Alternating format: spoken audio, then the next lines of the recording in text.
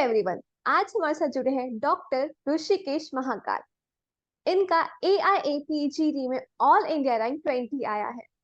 ऋषिकेश, आपको इसके लिए बहुत बहुत बधाई। Thank you very much, ma'am. First of all, thank you very much for having me here today. And first of all, मैं डॉक्टर अजीत पाटिल सर को और उनकी टीम को बहुत ही नम्रतापूर्वक धन्यवाद देना चाहूँगा, क्योंकि सर के गाइडेंस के बिना मैं यहाँ तक नहीं पहुँच पाता।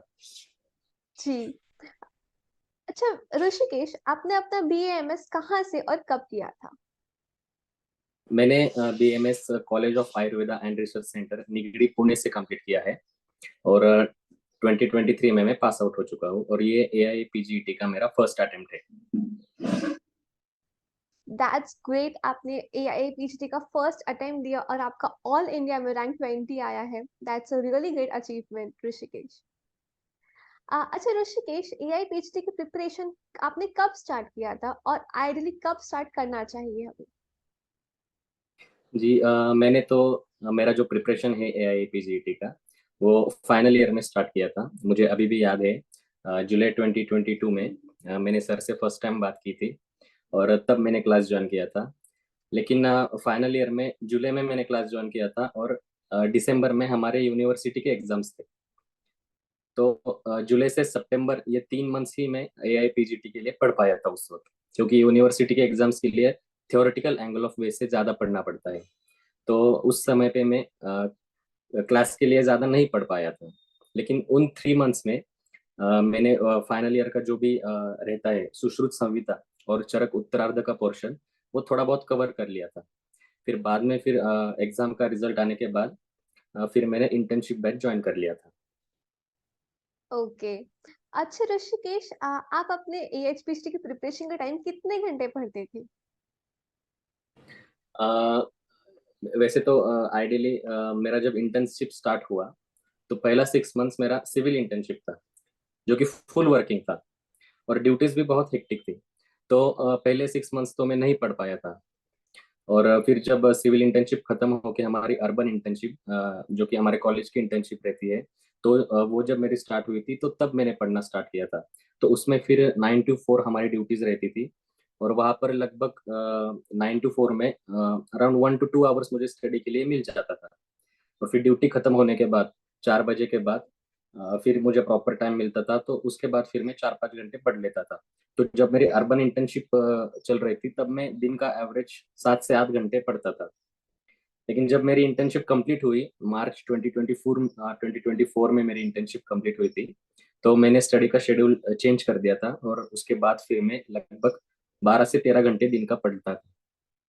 इट्स वेरी इम्प्रेसिव कि आपने आपके इंटर्नशिप के साथ आपको जितना टाइम मिला आपने उसमें भी पढ़ाई की है, एंड जब इंटर्नशिप खत्म हुई तो आपने एकदम डेडिकेटेडली 12-13 घंटे पढ़ाई की है। Hats off to it. अच्छा थैंक यू। ऋषिकेश, हमें कौन कौन सी बुक्स पढ़नी चाहिए और किस सब्जेक्ट को कितना कितना टाइम देना चाहिए अपनी प्रिपरेशन में? बुक्स के बारे में बोलूँ तो संहिता को हमेशा मैंने बेस बना के पढ़ा, क्योंकि सर भी पढ़ाते टाइम हमारे लेक्चर्स में संहिता से ही पढ़ाते हैं। उसमें भी फिर हमारी बृहत्त्रयी है, जैसे कि चरक संहिता, सुश्रुत संहिता, वाग्भट है, तो उसके हिसाब से मैं पढ़ता था। तो आपको भी, जो भी स्टूडेंट्स मुझे सुन रहे हैं, उनको मैं बताना चाहूंगा और सर भी बार बार यही बात स्टूडेंट्स को बोलते हैं कि आप भी संहिता से ही आपकी पढ़ाई शुरुआत करें। आई नो शुरुआत में इतना बोरिंग लगता है, बिल्कुल भी इंटरेस्ट नहीं रहता स्टडी में। जब मैंने प्रिपरेशन स्टार्ट किया था तो टू बी वेरी ऑनेस्ट मेरे पास संहिता भी नहीं थी। सुश्रुत और वाग्भट तो दूर, मेरे पास चरक संहिता भी नहीं थी, क्योंकि मेरे जूनियर्स को वो मैं दे चुका था। फिर जब मैंने प्रिपरेशन स्टार्ट की सर के गाइडेंस के अंडर, तो फिर मैंने फिर से संहिता खरीद ली और फिर मैंने पढ़ाई संहिता से स्टार्ट कर ली। उसके बाद संविदा के अलावा डॉक्टर गोविंद पारिक एक ऐसी बुक है जो स्टूडेंट्स को पढ़नी चाहिए, क्योंकि गोविंद पारिक में बहुत सारे कंपैरेटिव पॉइंट्स ऐसे दिए हैं जो काफी फायदेमंद है। लेकिन जो जिन स्टूडेंट्स को पारिक पढ़ना पॉसिबल नहीं है, तो जो हमारे क्लास के एक्स्ट्रा पॉइंट्स सर लेक्चर के बीच बीच में बताते हैं और MRI नोट से, तो उसमें भी सर ने पारिक जैसे ही बहुत सारे कंपैरेटिव पॉइंट्स कवर किए हैं। तो स्टूडेंट्स ने अगर वो भी सिंसियरली पढ़ लिए तो आई थिंक मेरे ख्याल से वो मोर देन इनफ है। और दूसरा क्वेश्चन जो आपने पूछा था सब्जेक्ट को टाइम देने के बारे में, तो सब्जेक्ट्स में मैंने सर ने भी हमें ये बताया था कि द्रव्य गुण और रसशास्त्र, ये 2 सब्जेक्ट्स का वेटेज एआई पीजीईटी में ज्यादा है, और ये दोनों ही सब्जेक्ट्स बहुत ही ज्यादा वोलेटाइल है। इसलिए इन सब्जेक्ट्स को मिनिमम आपको डेली 1 to 2 आवर्स देना चाहिए। उसके बाद फिर आपके पास टाइम है तो बाकी के सब्जेक्ट्स है, जैसे कि एफएमटी सब्जेक्ट है, उसके कुछ इंपॉर्टेंट टॉपिक्स होते हैं, जैसे कि पॉइजन्स और उनके एंटीडोट्स है, आईपीसी सेक्शन है। उसके बाद पदार्थ विज्ञान सब्जेक्ट आपने लिया तो पदार्थ विज्ञान में दर्शन एक इम्पोर्टेंट टॉपिक है, प्रमाण निरूपण एक इम्पोर्टेंट टॉपिक है। तो ऐसे चीजों को आपको पढ़ना चाहिए। लेकिन फिर से वही बात है कि अगर आपके पास सपोज 100% टाइम है, तो उसमें से 70% टाइम आपने संहिता से ही पढ़ाई करनी चाहिए, और फिर रिमेनिंग टाइम जो है वो आपको सब्जेक्ट्स के लिए देना चाहिए। जी, हमें संहिता को अपना बेस बना के चलना चाहिए। जैसे आपने कहा 70% टाइम संहिता को, 30% टाइम बाकी सब्जेक्ट्स को, उसमें से जो सबसे ज़्यादा प्रायोरिटी द्रव्य गुण, रसायन शास्त्र को देना चाहिए। एंड जो स्टूडेंट यस, सुन रहे हैं, जो अभी 3rd 4th ईयर में, अपनी संहिता को कभी ना बेचें, बस बहुत इम्पोर्टेंट है। Yes, yes, definitely. अच्छा ऋषिकेश, आजकल एआई पीएचडी में जीके के क्वेश्चंस आते हैं, तो वो किसके रिलेटेड होते हैं? हाँ, ये बहुत अच्छा क्वेश्चन है, क्योंकि जीके के जो क्वेश्चन है, अगर आपने प्रीवियस ईयर पेपर का एनालिसिस किया होगा तो आपको पता चलेगा कि जीके का जो वेटेज है वो हर साल बढ़ते जा रहा है। और ऑन एन एवरेज हर साल 12 से 13 क्वेश्चंस जीके से रिलेटेड होते हैं। और वो क्वेश्चंस फिर करंट अफेयर्स है, आयुष मिनिस्ट्री से रिलेटेड क्वेश्चंस है, आयुष सेक्टर के बहुत सारे स्कीम्स है उसके रिलेटेड क्वेश्चंस है, गवर्नमेंट के नेशनल प्रोग्राम से बहुत सारे। उसके बाद फिर योगा डे, आयुर्वेदा डे, इनके थीम्स है। तो यहाँ से ये सारे क्वेश्चंस होते हैं। और सर ने भी शायद इसी अप्रोच से हमें प्रिपेयर किया था। सर ग्रुप पर भी काफी सारी चीजें जीके से रिलेटेड पोस्ट करते थे। और अगर इस साल का पेपर आपने देखा तो एग्जैक्टली वही क्वेश्चंस जो सर ने ग्रुप पर डाले थे और नोट्स में दिए थे, तो वही क्वेश्चंस पेपर में आए थे। फॉर एग्जांपल मैं आपको बताना चाहूंगा कि नेशनल नेशनल आयुष मिशन का सुप्रजा का एक क्वेश्चन था, वो एक पेपर में आया था। उसके बाद एनआईए जयपुर, उसके जर्नल का नाम पूछा था, वो पेपर में आया था। उसके बाद स्मार्ट प्रोग्राम का जो क्वेश्चन है वो सर ने हमें बताया था, तो वो एक क्वेश्चन एग्जैक्टली पेपर में आए। तो डेफिनेटली इसका फायदा आपको भी होगा। जी, बिल्कुल सही कहा आपने कि हमें जो पढ़ाया जाता है अपने सर के द्वारा, उसके ऊपर ध्यान देते रहना चाहिए, तो क्योंकि वो हमको करंट अफेयर्स आजकल काफ़ी ज़्यादा काम आता है, और 12 से 13 क्वेश्चन इज़ अ जी, ह्यूज नंबर, जो हमें काफ़ी अच्छा जी, बूस्ट दे सकते हैं रैंक के अंदर। अच्छा, हमारे स्टूडेंट्स का एक बहुत ही जेन्युइन क्वेश्चन होता है कि संस्कृत के सारे श्लोक याद करना ज़रूरी है क्या? और अगर हाँ, तो श्लोक को कैसे याद करना चाहिए? अ, देखो, जब मैंने स्टार्टिंग में जब प्रिपरेशन स्टार्ट की थी तो ये मेरा भी डाउट था। तो मैं उन सब स्टूडेंट्स को बताना चाहूंगा कि संस्कृत के सारे श्लोक याद रखने की जरूरत नहीं है।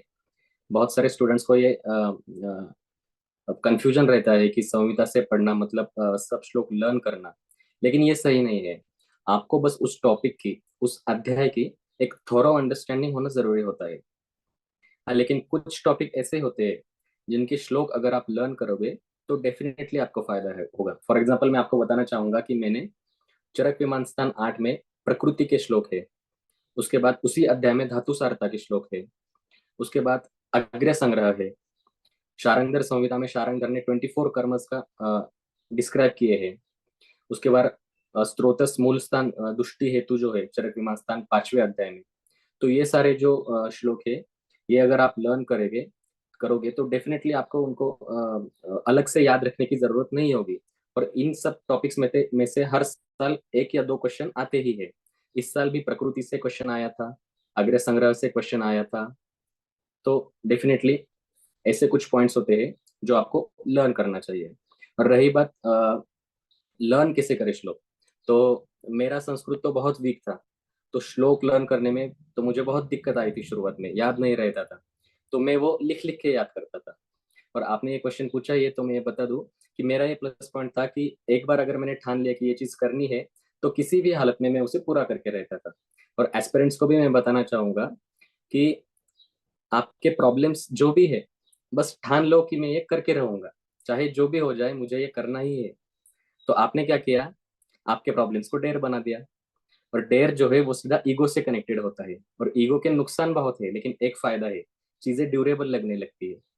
तो ऐसे ही करके मैंने भी श्लोक याद रखे थे। That's a really great strategy Rishikesh, I must say कि अब हमें कई बार ईगो के बहुत नुकसान भी है, मगर अगर हम उसको एक पॉजिटिव वे में ले तो वो हमें काफ़ी हेल्प करता है कि नहीं मुझे ये करना है तो वो हम कर जाते हैं। जी अच्छा ऋषिकेश, आपकी एआई पीएचडी में क्या स्ट्रैटेजी रही थी प्रिपरेशन के लिए?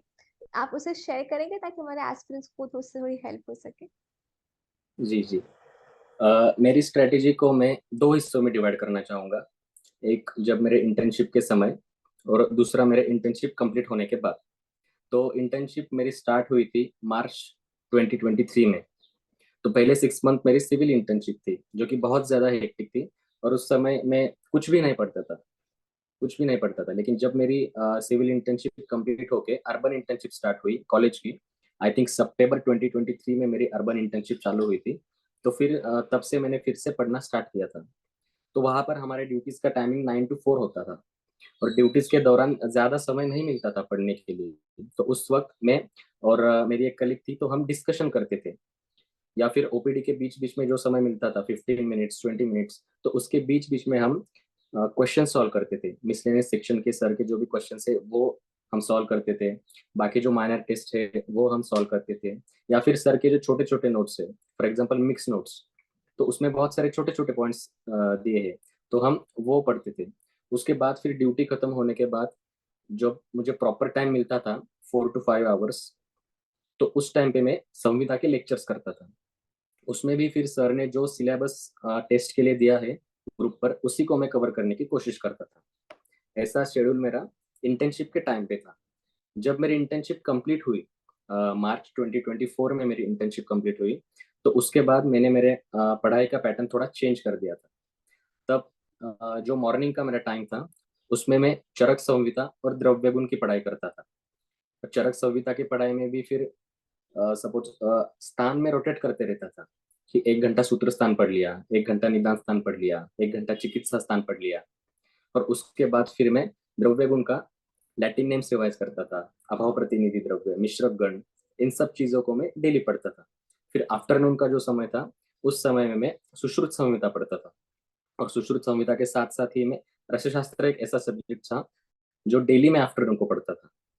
उसके बाद में फिर इवनिंग का जो टाइम था, तो इवनिंग के टाइम पे मैं अष्टांग हृदय अष्टांग हृदय पढ़ता था, और उसके साथ साथ में काश्यप या फिर शारंगधर संहिता पढ़ता था।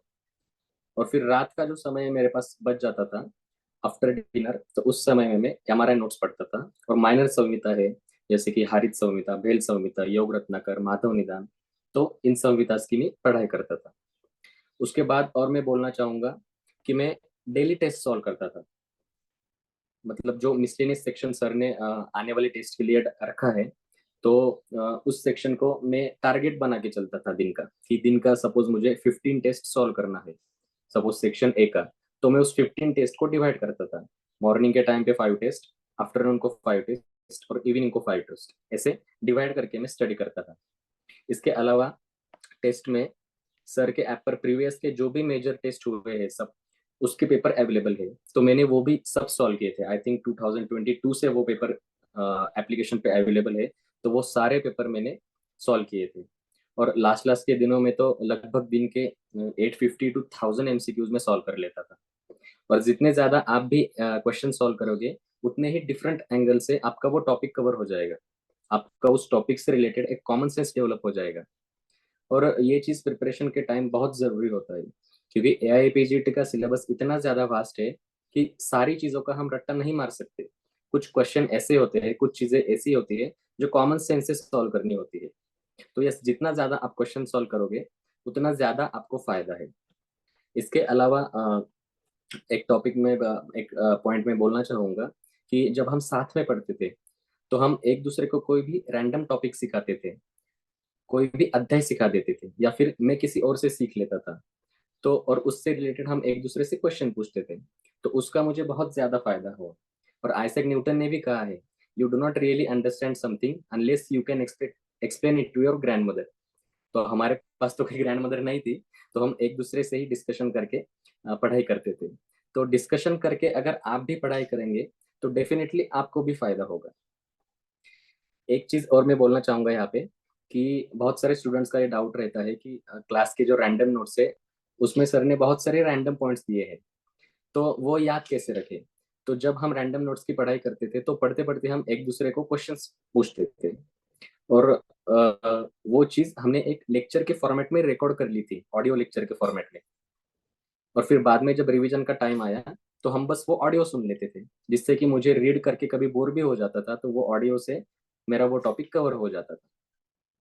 That's a really great strategy, जैसे आपने शेयर किया कि आप दिन भर में डिवाइड करके चलते थे कि मतलब एक दिन में सिर्फ एक ही सब्जेक्ट कर रहे हैं ऐसा ना करते हुए मल्टीपल सब्जेक्ट्स करते थे। कंसिस्टेंसी इंपॉर्टेंट है कि हर सब्जेक्ट को हर एक दिन आपने टच किया है डिवाइड करते हुए। प्लस जैसे आपने कहा जी। कि ग्रुप डिस्कशंस बहुत इंपॉर्टेंट है, जैसे आपने बताया कि अगर आप किसी को समझा सकते हैं तो उससे हम भी जल्दी समझते हैं, सामने वाला भी जल्दी समझ सकता है। तो ग्रुप जी। Discussions are very important, it's a really good strategy. और जब जो डेली की जो प्रैक्टिस करते रहते थे वो भी हमारे एस्पिरेंट्स को काफी हेल्प करेगा कि हमें प्रैक्टिस पे बहुत ध्यान देना चाहिए। क्वेश्चन जितना जी। सॉल्व करेंगे उतना ज्यादा हमारा कॉमन सेंस बिल्ड होता है और फेमिलियरिटी आती है कि वो टॉपिक कैसा है, ताकि अननोन क्वेश्चन को भी हम टैकल इजीली कर पाते हैं इससे। और एक अच्छा। बात मैं यहाँ पे बोलना चाहूंगा कि बहुत सारे स्टूडेंट्स को ये डाउट रहता है कि इतना वास्ट सिलेबस को रिवाइज कैसे करें। जी। क्योंकि जब हम एक संहिता कवर कर लेते हैं तो फिर उस पे आने के लिए हमें बहुत सारा टाइम लगता है, क्योंकि माइनर संहिता को भी हमको ध्यान दे के चलना पड़ता है। तो मैं क्या करता था, जब सर ने मॉक टेस्ट का सिलेबस डालना शुरू किया था ग्रुप पर, तो तब मैंने भी रिवीजन स्टार्ट कर दी थी। चरक सूत्र के फर्स्ट अध्याय से ही मैंने रिवीजन स्टार्ट की थी। तो मैंने खुद को एक चीज बोल दिया था कि आज जो मैं ये टॉपिक पढ़ रहा हूँ, ये शायद मुझे कल फिर बाद में पढ़ने के लिए नहीं मिले। तो मैं ये माइंडसेट बना के चलता था कि ये मेरा फाइनल है, और मैं उसी फोकस से उस टॉपिक को पढ़ता था। और कुछ चीजें जो वोलाटाइल बहुत ज्यादा होती थी, तो फिर मैं संविदा से पढ़ते वक्त उनके फोटोज निकाल लेता था मोबाइल में, और उसका एक अलग से फोल्डर बना लेता था। तो ऐसे करते करते बहुत सारे फोटोज मेरे मोबाइल में हो गए थे। और फिर रात को जब मैं सोने के लिए जाता था, तब मैं वो सारे फोटोज 10-15 मिनट में फिर बाद में रिवाइज कर लेता था। उसके साथ साथ ही मैं रोज डेली डायरी भी मेंटेन करता था। जो टॉपिक्स में पढ़ता हूँ और जो मुझे याद ही नहीं रहते बिल्कुल, तो उसको मैं लिख लेता था, और फिर बाद में वो डेली डायरी रिवाइज करता था। उसके बाद फिर और एक स्ट्रेटेजी मैं बताना चाहूंगा कि काफी सारे ऐसे पॉइंट्स थे जिनके चार्ट्स मैंने बना के रखे थे और वो वॉल पे स्टिक किए थे। तो रोज सुबह ब्रश करते वक्त मैं वो रिवाइज करता था। तो यही सारी छोटी छोटी चीजें होती है जो आपके फाइनल स्कोर पर काफी इनका इम्पैक्ट पड़ता है। कभी कभी आपको खुद के नुस्खे भी ढूंढने पड़ते हैं, अलग अलग तरीके ढूंढने पड़ते हैं पढ़ाई की, जिससे कि आपकी कंसिस्टेंसी मेंटेन रही। जी, आपने बिल्कुल सही बात कही कि हमें स्टार्टिंग से ये पर्सपेक्टिव लेके चलना चाहिए कि हमें आगे इसको रिवाइज़ भी करना है। तो अगर हम डे 1 से वो जी। ध्यान में रखते हुए पढ़ाई करेंगे, वो पॉइंट्स नोट करते जाएँगे कि हम ये भूल सकते हैं, और जो चीज़ हमें पता है कि नहीं, ये हमें याद रहने वाली है, उन्हें वैसे ही याद करते चले शुरू से। तो हमें काफ़ी ज़्यादा बेनिफिशियल होता है, बिकॉज़ एट लास्ट रिविज़न इसने की, हमें लास्ट डे पे वो सब कुछ याद आना चाहिए। अ, अच्छा ऋषिकेश, एआईपीसीटी एग्ज़ाम को अटेम्प्ट करने के लिए आपने क्या स्ट्रैटेजी यूज़ किया था और उसे कैसे अटेम्प्ट करना चाहिए ताकि टाइम मैनेजमेंट प्रॉपर हो सके? एआईपीजीटी एग्जाम को अटेम्प्ट करने के लिए मैंने शुरुआत से ही माइंड बना लिया था कि एटलीस्ट मुझे 2 राउंड्स तो करने ही है। मतलब 2 बार मेरा पूरा क्वेश्चन पेपर एटलीस्ट सॉल्व करके होना चाहिए। लेकिन आजकल इतने लेंदी पेपर आते हैं, तो 2 ही राउंड हो पाते हैं। मतलब 3 राउंड, कोई कोई स्टूडेंट्स है जो 3 राउंड भी कर कर लेते हैं। लेकिन इस साल का जो हमारा पेपर था वो बहुत लेंदी था, तो मेरा 2 ही राउंड हो चुका था। तो स्टूडेंट्स को भी मैक्सिमम 2 या फिर हो सके तो 3 राउंड्स पेपर का करना चाहिए। उसमें भी जो फर्स्ट राउंड होता है, उसमें जो क्वेश्चंस कम शब्दों में दिए हैं और जिन्हें पढ़ने में आपको ज्यादा समय नहीं लग रहा है, जिसमें आपको बिल्कुल भी कंफ्यूजन नहीं है, उन क्वेश्चंस को अटेम्प्ट करना चाहिए। उसके बाद फिर मैच द फॉलोइंग टाइप के जो क्वेश्चंस होते हैं, पेयरिंग के जो क्वेश्चंस होते हैं, वो इस फर्स्ट राउंड में आप सॉल्व कर सकते हो। क्योंकि बार बार फिर से उसी क्वेश्चंस पे आना मुश्किल होता है। इसलिए ऐसे टाइप के क्वेश्चंस सॉल्व करके आगे जाए। जो भी क्वेश्चंस आपको ऑप्शंस देख के कंफ्यूजन बढ़ रहा है, या फिर वो कंटेंट आपको याद नहीं आ रहा है, या फिर उसको याद आने के लिए आपको समय लग रहा है, तो उसे सेकेंड राउंड के लिए रखिए। सेकेंड राउंड में फिर आजकल पेपर में बहुत लेंदी टाइप के क्वेश्चंस आने लगे हैं, असर्शन रीजन टाइप के क्वेश्चंस आने लगे हैं। तो सेकेंड राउंड में इन टाइप के क्वेश्चंस को सॉल्व करिए। उसके बाद जिन क्वेश्चंस में आपको कंफ्यूजन हो रहा है उसको इस राउंड में सॉल्व करें। जो क्वेश्चन के आंसर आपको ऑप्शंस एलिमिनेशन से निकलना पड़ रहा है और उसमें भी टाइम बहुत ज्यादा जा रहा है, तो वो क्वेश्चंस इस राउंड में सॉल्व करें। जो क्वेश्चंस कठिन नहीं है लेकिन उन्हें पढ़ने में भी बहुत समय जा रहा है, तो उसे इस राउंड में सॉल्व करें। ऐसा मेरा मानना है। और बाकी आपको जितना आता है वो सभी आपने अटेम्प्ट किया है या नहीं किया है वो देखिए। कुछ क्वेश्चंस जो रह तो नहीं गए ये चेक कर लीजिए। उसके बाद फिर बहुत सारे स्टूडेंट्स को टेक्निकल प्रॉब्लम्स आते हैं कभी कभी एग्जाम में, तो उस वक्त खुद को स्टेबल रखना है और माइंड को शांत रख के पेपर सॉल्व करना है। जी, आपने बिल्कुल सही स्ट्रैटेजी बताई कि हमें खुद को स्टेबल रखना है, कोई प्रॉब्लम टेक्निकल प्रॉब्लम आए या कुछ भी अपने माइंड को स्टेबल रखना है, जितना ही आता है, वो सब अटेम्प्ट हुए हैं कि नहीं वो देखना है और उसे राउंड वाइज़ मतलब फर्स्ट राउंड, सेकंड राउंड और अगर टाइम मिले तो थर्ड राउंड के फेज़ में हम उसे सॉल्व करेंगे तो हमारा टाइम प्रॉपर्ली मैनेज हो सकता है। अच्छा ऋषिकेश, आप अपने इस अचीवमेंट का श्रेय किसे देना चाहेंगे? अ, मेरे इस अचीवमेंट का श्रेय सबसे पहले तो मैं मेरे माता पिता को देना चाहूँगा, क्योंकि उन्होंने मुझे यहाँ तक पहुँचाने के लिए बहुत सेक्रीफाइसेस किए हैं। और माता पिता के अलावा दो ऐसे लोग हैं जिनके बिना शायद मैं ये अचीव नहीं कर पाता। उसमें से फिर डॉक्टर अजित पाटिल सर और मेरे college of Ayurveda and research centre के जो भी सभी वंदनीय गुरु है, उनको मैं ये श्रेय देना चाहूंगा। और दूसरी व्यक्ति है डॉक्टर शिवानी माने। इन इन सब का मेरे इस अचीवमेंट में बहुत ज्यादा योगदान है, ऐसा मैं मानता हूँ। जी। अच्छा ऋषिकेश, अगर किसी को टॉप 20 में रैंक लाना है, तो उसे कितने घंटे पढ़ाई करना चाहिए आपके अनुसार? See, it is never about the quantity, it is about the quality. आप कितना घंटा पढ़ते हो ये कभी मैटर नहीं करता। जितना टाइम आपके पास है उसको किस तरीके से आप यूटिलाइज करते हो ये बहुत जरूरी है। रात में जब आप दिन भर पढ़ के रात में सोने के लिए जाते हो, तो अपने आप से पूछो कि दिन भर कितनी पढ़ाई की और कितना टाइम आपने वेस्ट किया। ये वेस्ट होता टाइम जैसे जैसे कम होता जाएगा, समझ लेना आप सही ट्रैक पर हो। Never ever go with the quantity parameters कि आज एक स्थान पूरा का पूरा खत्म करना है, एक संहिता पूरी की पूरी खत्म करनी है। नो, ऐसा कभी नहीं करना है। और one very very important thing मैं आपको बोलना चाहूंगा कि लोग क्या करेंगे, साल भर फॉर एग्जांपल सर के हमारे नोट्स पढ़ेंगे और लास्ट के एक दो मंथ्स में they will take some other notes. तो जो पढ़ा है और उसी में से वो मटेरियल बना है, जो चीजें हमने पढ़ी है उसी को बार बार रिवाइज करने की हम क्यों नहीं सोचते। when you read any topic from the same notes 5 to 6 times, believe me, you will get a thorough understanding of that topic. But अगर सेम टॉपिक को आप 10 नोट से पढ़ेंगे तो you will have to start from scratch. तो जो चीजें आपने पढ़ी है उसी को बार बार रिवाइज करते रहो। AIPGT is all yours.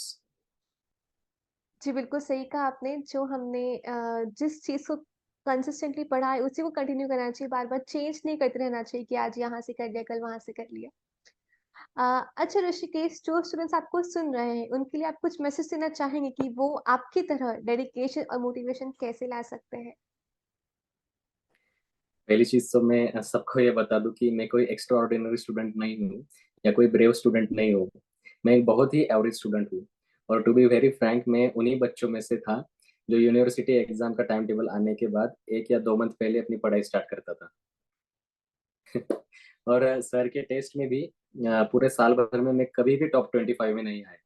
बस लास्ट का जो टेस्ट था, हमारा मॉक टेस्ट जो लास्ट का था 26 जून को, तो उसमें मेरा रैंक शायद 25 या 26 कुछ था। तो साल भर में कभी भी टॉप 25 में नहीं आया। लेकिन कुछ चीजें थी जो मैंने प्रिपरेशन के दौरान फॉलो की थी और आपको भी करनी चाहिए। वो मैं आपको बोलना चाहूंगा कि first of all there is no shortcut for hard work. अगर आपको भी एग्जाम क्रैक करनी है तो मेहनत करनी पड़ेगी। और मेहनत करने में दिक्कत तो आती है। शुरू शुरू में इंथुजियाज्म रहता है या फिर कोई मोटिवेट कर देता है। फिर 10-15 दिन अच्छी पढ़ाई चलती है। फिर बाद में लगने लगता है कि अब बहुत मेहनत कर ली, बहुत पढ़ लिया। लेकिन मेहनत एक ऐसी चीज है जो निरंतरता डिमांड करती है, कंसिस्टेंसी की डिमांड करती है। तो इसीलिए हमेशा कंसिस्टेंट रह के पढ़ाई करते रहो। और एक पॉइंट में बोलना चाहूंगा, एक चीज जो सबको चाहिए, डिसिप्लिन, पेशेंस और लंबे समय तक अपने सपने को रोज दिन रात देखना, जीना और उसके लिए तपस्या करना। यदि कोई इंसान ऐसा कर पाएगा तो डेफिनेटली वो अच्छी रैंक ला सकता है। और AIPGT ही क्या, दुनिया की कोई भी एग्जाम वो क्रैक कर सकता है। दूसरी बात यह है कि सेल्फ डिसिप्लिन बहुत जरूरी है। और सेल्फ डिसिप्लिन क्या है कि doing the things you need to do even if you are not in the mood for it. एक श्लोक जो मुझे हमेशा मेरे प्रिपरेशन के टाइम पे मोटिवेट करता था, वो यहाँ पे मैं स्टूडेंट्स को बोलना चाहूंगा कि असंशयम महाबाहो मनो दुर्निग्रहम चलम अभ्यासेन तु कौन्तेय वैराग्येन च गृह्यते। मतलब हम सबका जो मन होता है वो बड़ा चंचल होता है, इधर से उधर भागता रहता है, और इसे वश में करना भी बहुत कठिन होता है। लेकिन अभ्यास और वैराग्य यानी प्रैक्टिस एंड डिटैचमेंट से इसे वश में किया जा सकता है। तो कंसिस्टेंटली और सिंसियरली पढ़ते रहो, आपका बेस्ट एफर्ट दो। AIPGT is all yours. बिल्कुल सही कहा आपने। अगर हम डेडिकेटेडली पेशेंस के साथ कंसिस्टेंटली पढ़ेंगे और जब तक तपस्या के साथ पढ़ेंगे तो AIPGT is all yours. That's a very true thing. अच्छा Rishikesh, since you have got such a good rank, आपका ड्रीम ब्रांच और ड्रीम कॉलेज क्या है? ये हमारे एस्पिरेंट्स को जानने की बहुत उत्सुकता है। मेरा ड्रीम ब्रांच सर्जरी है, शल्य तंत्र। और ड्रीम कॉलेज मेरा पहले से ही बनारस हिंदू यूनिवर्सिटी, जो कि हमारे सेंट्रल इंस्टीट्यूट्स में से एक है, तो वो मेरा ड्रीम कॉलेज था। और मैं एक चीज़ यहाँ पर शेयर करना चाहूँगा कि जब मैंने पढ़ाई स्टार्ट की थी तो शुरुआत में जब सर एक्स्ट्रा पॉइंट्स बोलते थे तो उसमें अग्र संग्रह के बहुत सारे सर रेफरेंसेस देते थे। तो मैंने मेरे वॉल पे फर्स्ट चार्ट जो स्टिक किया था वो अग्र संग्रह का था। और उसके कॉर्नर पे मैंने बस ऐसे ही लिख दिया था BHU 2024। तो आज ऐसा मेरा रैंक आया है कि शायद मेरा उस कॉलेज में एडमिशन अभी हो सकता है। तो मैं सभी स्टूडेंट्स को बोलना चाहूंगा कि आप भी सिंसियरली पढ़ाई करें और बेस्ट एफर्ट्स दें। जी, एंड आई होप कि आपका जो ड्रीम कॉलेज है, आपको सिंस इतना अच्छा रैंक आया, आपको का ड्रीम कॉलेज मिले। ये हमारी बिल्कुल आपसे आपके लिए शुभकामनाएं हैं। And thank you so much doctor Rishikesh कि आप आज हमारे साथ जुड़े, हमारे एस्पिरेंट्स को अपनी जर्नी शेयर की, अपनी स्ट्रैटेजी शेयर किया, उन्हें इतना मोटिवेट किया। Thank you so much and all the very best for your future. Thank you very much ma'am, thank you.